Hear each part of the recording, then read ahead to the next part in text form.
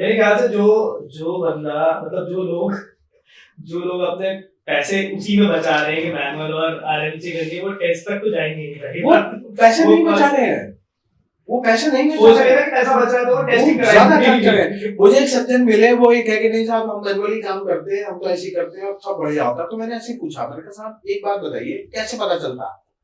कह हम देख के पता लगा लेते हैं। मैंने कहा बहुत बढ़िया अंकल, आप तो बहुत काम के आदमी हैं। आप तो, मैं कहता हूँ गवर्नमेंट से रिकमेंड करता हूँ कि ये इंसान जो आंखों से देख के क्वालिटी बता देता है, बंद कर दो इंजीनियरिंग कॉलेजेस, बंद कर दो लैबोरेटरी, ये तो आंख से देख के क्वालिटी बता देता है। उन्हें समझ में आया कि मैं बोल क्या गया। It is not like that. तो आई थिंक कि लोग जब ये चूज करते हैं उन्हें, हम लोग मतलब जो जेएमआरओ करने की जरूरत है अकॉर्डिंग टू मी, हम लोग ये देख सकते हैं कि वो ये बताएं कि एग्जैक्टली रिस्क क्या है जब आप एनालिस्टिक यूज कर रहे हो, क्या रिस्क एसोसिएटेड है, क्या टाइम की क्या वैल्यू है। अकॉर्डिंग टू मी ये ज्यादा हमारे यहाँ ना छोटे शहरों में टाइम की कोई वैल्यू नहीं। एग्जैक्टली वही सबसे क्योंकि हम पे बहुत ज्यादा है। और वही आप गांव में चले जाओ, टाइम है बिल्कुल, है ना।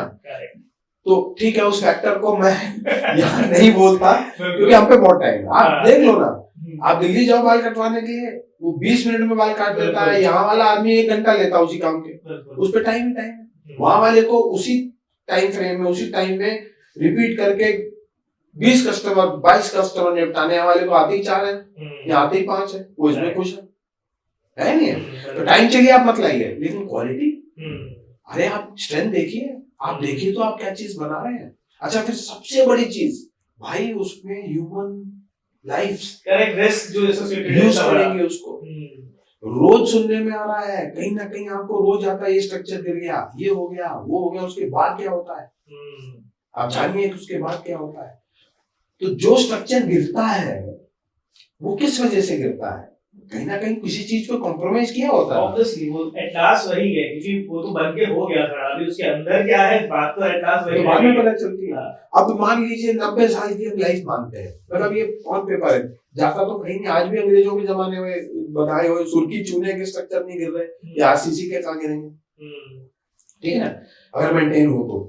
आप ये सोचिए ना कि आपने कोई चीज बनाई, आप ये मान के चलिए कि 90 साल, 3 जनरेशन 4 जनरेशन हो, उसकी 20 साल बाद 30 साल बाद अगर मेंटेनेंस आ गई, तो जो आपने वहां पैसा बचाया था ना, उसका आप कम से कम 10 गुना, उतना नहीं 10 गुना। Repair is always costly than initial investment, and that is somewhere around 10 times costly, जो कि आज आदमी नहीं एनालाइज करता। हाँ, जिनको पता है, जो वैल्यू उस चीज की जानती है। अब आप छोटी सी चीज देखिए, कार आती है, एक गाड़ी, डिफरेंट मॉडल्स है, क्या बढ़ता है उसमें? आप मारुति ले लीजिए, मारुति फीचर्स बढ़ते हैं, सेफ्टी बढ़ती है, सेफ्टी बढ़ती है नहीं बढ़ती? माइलेज तो सारी गाड़ियां वो दे रही हैं, वो चाहे टाटा नैनो हो, चाहे वो BMW हो, जाना तो सबने वही है। BMW 10 मिनट ही तो पहले पहुंचेगी, लेकिन क्यों लेते हो BMW भाई? क्यों लेते हो भाई? अगर तो अपनी सेफ्टी के लिए लेते हो तो समझ में आता है, शो ऑफ के लिए लेते हो तो फिर उसका तो कोई इलाज नहीं, तो लॉजिक नहीं है उसका। अगर अपनी सेफ्टी के लिए लेते हो तो क्या यहाँ नहीं हमें देखना चाहिए? क्या हमें यहाँ नहीं देखना चाहिए कि इसकी सेफ्टी है?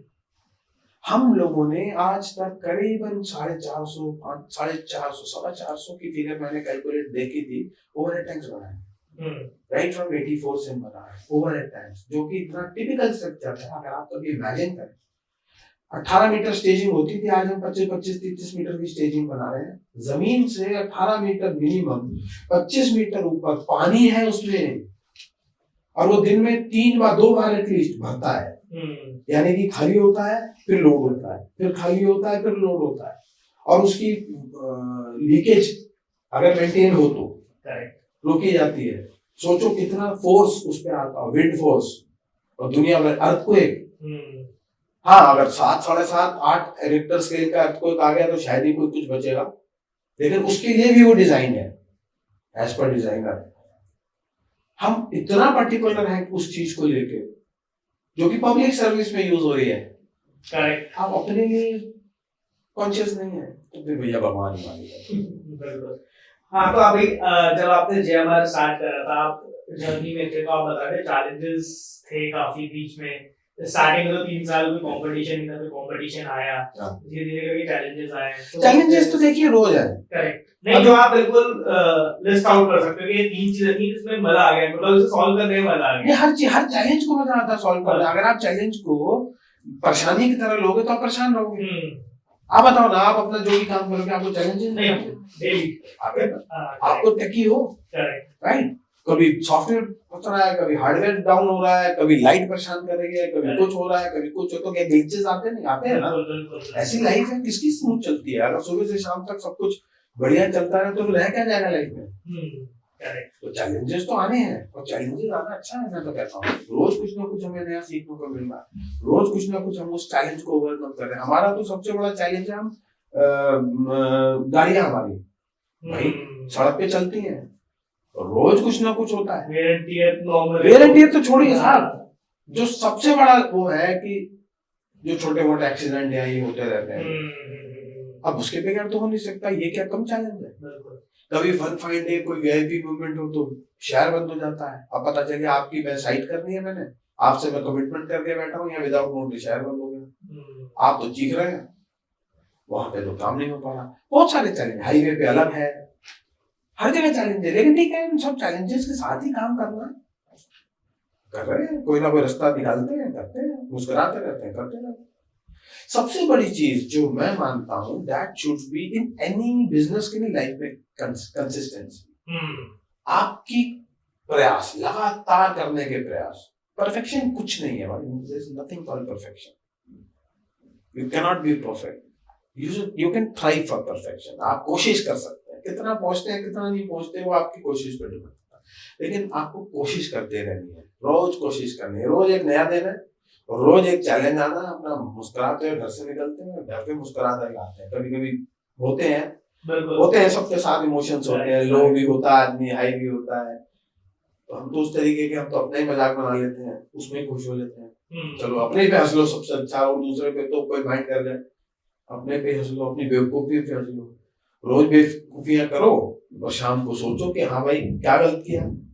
आपने दिन में 10 काम किए, अब शाम को आप बैठ के सिर्फ इतना सा थोड़ा सा time end of the day generally कर लो, या एनालाइज कर लो कि भाई मैंने ये किया, what went right, good, what went wrong. अच्छा, जो व्हाट वेंट राइट, अब आगे कल मैं काम करूं यही मैं करूं, उसके लिए सोचना है। व्हाट वेंट रॉन्ग क्यों हुआ, अब मैं इसको कैसे डिफरेंटली कर सकता हूं, वो सोचिए। आप अगर अपनी मिस्टेक्स को रिपीट नहीं कर रहे हैं रोज, तो आप इवॉल्व हो रहे हैं। अगर आप रोज वही मिस्टेक कर रहे हैं तो आप डफर हैं मेरे हिसाब से। पता नहीं है शब्द सही है नहीं है, मेरा कहने का ना। तो रोज हम गलतियां करते हैं, रोज अपनी गलतियों से सीखते हैं, रोज उन गलतियों को रिपीट नहीं करते, नई चीज आती है उससे सीखते हैं, अगले दिन फिर नया सेकंड